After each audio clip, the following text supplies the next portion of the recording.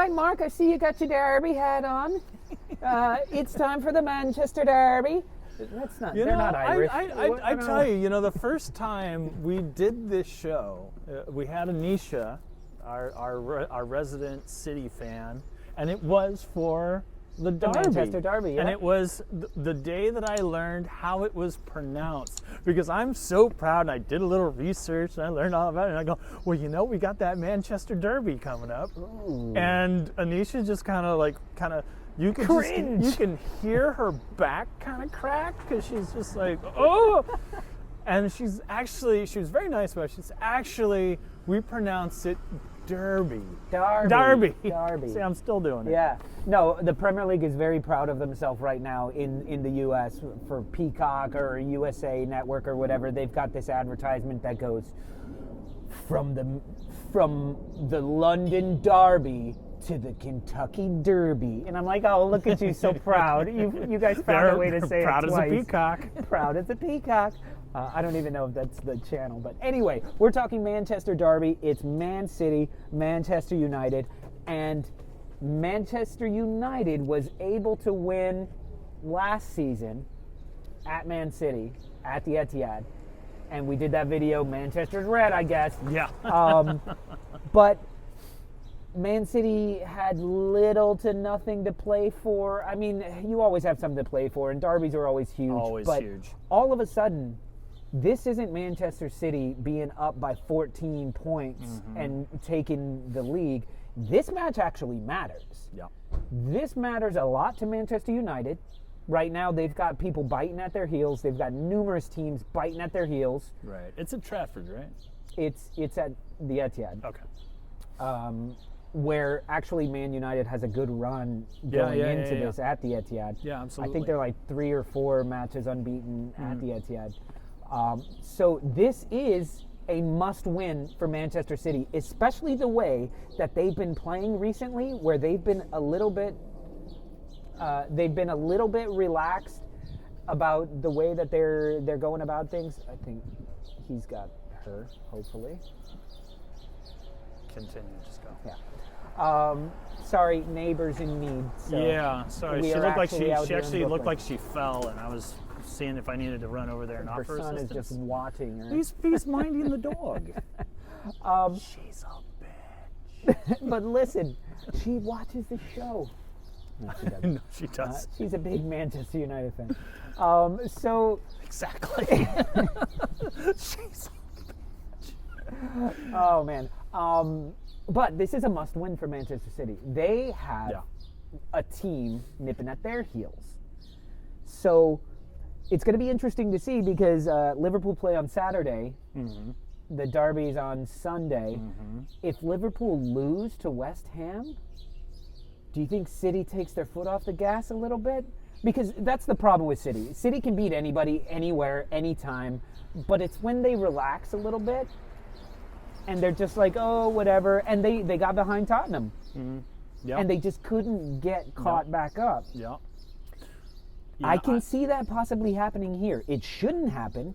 Manchester City should come out on the front foot and just put goal after goal after goal beyond this leaky defense. Yet, you've got a Ronaldo, you've got Jadon Sancho, you've got so many players of quality on Manchester United. They can put goals in. They can definitely put goals in. I mean, Diaz is out, by the way. Is he? Yeah. I did not know that. I'll have to make adjustments. Yeah, I put Reece James in for him on my fantasy team. Look, this is just not City with teams nipping at, or Liverpool nipping at their heels. United is in the same boat. Yeah. They need this just as much to further solidify that 4th place position or 5th place position. I hadn't looked at the table today, so I'm not really sure. They're in 7th? No, that's where they're going to be. Okay, well, they're in 4th right now. Is that correct? Yeah, with like 12 games in hand on Arsenal. I understand all that. That I understand. I'm just trying to figure out where they are on the table. They're 4th. Because there are other teams that are nipping at them as well. So this is kind of a extra added incentive where both teams are really wanting, to get the full 3 points. I just, man, look, City is not in the best of form right now, but they're still City, and you just expect them to win everything. And United is still that team that's trying to figure it out, and they're the new team that's under the radar. It's like, are they good? Are they not good? We're not really sure. Ragnick this, Ronaldo that. Is Varane even going to be able to walk onto the pitch? There's so many questions surrounding that team. They're like Chelsea last year before they fired Lampard. They'd win one, lose one, win one, lose one. On that note, I think this is a statement game for both teams. It's the derby, of course there is. If Manchester United is going to actually make a push for top 4, because it's nowhere near guaranteed right now, because I think they have 2 games in hand on Arsenal, a game in hand on other people, on other teams. So it's not guaranteed at all. Mm-hmm. But if they can find a way to become cohesive and actually not all be greedy bastards and every single person trying to score and getting mad that they don't score, getting mad when other people score, and actually playing together and finding a way to come together as a team, that could be deadly for the rest of these teams around them, because that's the last thing that Arsenal, Tottenham, West Ham, even Chelsea want to happen, is a cohesive team, because we know they have the players. Right. The problem is they're disjointed. Yeah, they're and look at their bad form. Yeah. They've lost, one match? In that bad run? They lost to us. Yeah, and I lost think to that was Wolves, and I think they lost to somebody else, but I'm not really sure. I can't, Out I'm of sure like, someone in the 10 comments will come in 10 there. matches or so? Yeah, exactly. So that's their it's bad just- form is drawing to teams like Watford, Burnley. It's just this whole Ragnick kind of plug and play where it's like, well, we're going to try this guy. We're going to bench Ronaldo today. We're not going to have him in the lineup. We're not going to do this. We're going to bring Bruno in this position. We're going to do all these things. This is I would just love to just see it be That's a the little, problem. They have too many Pokemon. a little Bielsa-fied, where it's like, all right, this is what we're running with for a few days, because You can't do that when you collect Pokemon cards, man. I remember how. Yes, I know Manchester United collects midfielders like crazy cat women collect cats, and it's just silly.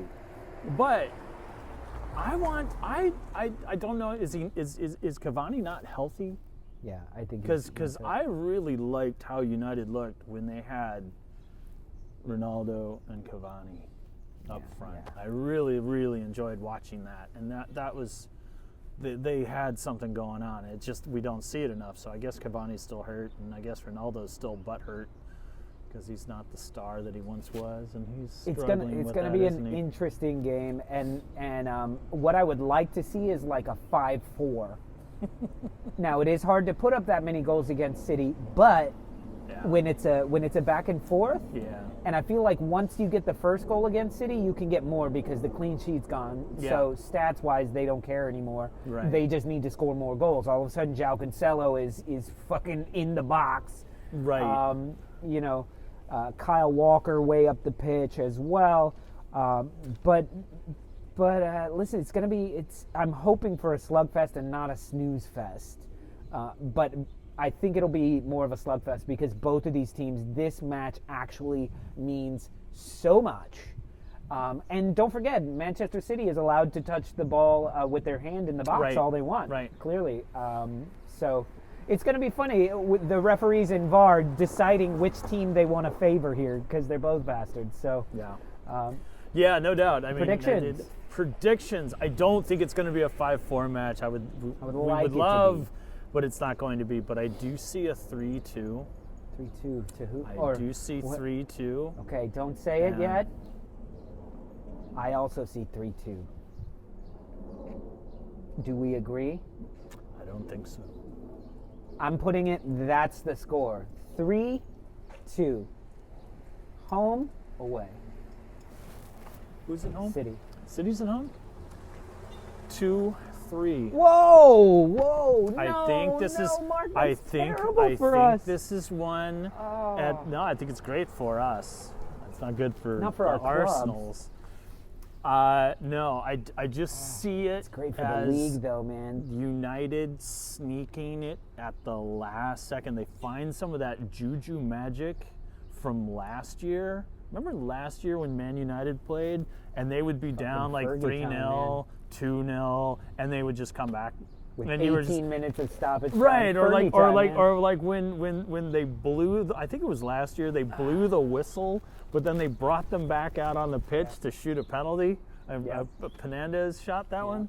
That was hysterical. I don't see a dramatic finish like that because it is City, and those things aren't going to happen against City. But I think this is one that United kind of walks. They smash and grab, man. Smash and grab. Wow. It would be amazing for the league if that happened, especially if Liverpool beat West Ham. It would be absolutely amazing because, City and Liverpool play at the last match of the season. I know. It's going to be fucking awesome. I know. All right, so who's right? 3-2 or 2-3? Put it down in the comments below, man. We'll see you guys later. Well, that's it for today's show. Don't forget to check out the YouTube channel where we have all the different episodes that are coming out all week long covering all sorts of Premier League topics. And if you enjoy what we're doing, don't forget to share, like, subscribe, the Holy Trinity that we ask each and every one of you to do. And go to onthestupidlolo.com. You can check out what we're up to, and you can join in the discussion groups, talk football all week long, and buy some cool merchandise. And if you want to be a part of the Stoop Crew, you can join us Friday nights, 7 to 9 p.m. Eastern Time here in the States. Midnight in the UK. Sometime across the pond, sometime for our friends out on the West Coast. And join us for happy hour. We have a lot of fun talking about just about anything, and we have wonderful trivia questions at the end. Banter and trivia, Friday nights live. Join us in the comments. All right, peace from Brooklyn, y'all.